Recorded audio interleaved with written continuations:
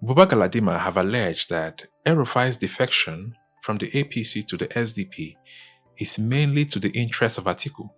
Now, what Buba Galadima is saying is that Rufai will try to secure the presidential ticket in the SDP and now serve as a placeholder for Atiku if Atiku is unable to get the presidential ticket in the PDP. Now, you can see the truth in that by the level of crisis going on in the PDP. PDP is less likely to have a presidential candidate in 2027 with all the crisis going on, with the factions still battling themselves, unable to resolve their crisis building up to 2027.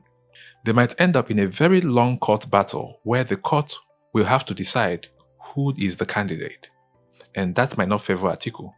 And so Atiku may have already started planning ahead. And you can see the truth in that statement because even though Rufai have defected to the SDP, Rufai is still following Atiku to make consultations, and Atiku is in the PDP. So perhaps they have an understanding, and that's the reason why Rufai is not being dragged for carrying out anti-party activities, because you cannot be in the SDP and you're following a potential PDP presidential candidate to make consultations. And you can also understand that the Labour Party is going through the same kind of crisis, okay? Leadership crisis with different factions. Now, the question you're going to ask is, what plan does P2B have to secure his name in the ballot? Because it's obvious that he is one of the competition. And so, the crisis going on in the Labour Party may not be far-fetched. They have leadership crisis. They are less likely to also have a presidential candidate because they are running different factions. So every of these factions will want to produce their own candidate. And now the court will have to decide who is the legitimate candidate, and it might not favor P2B.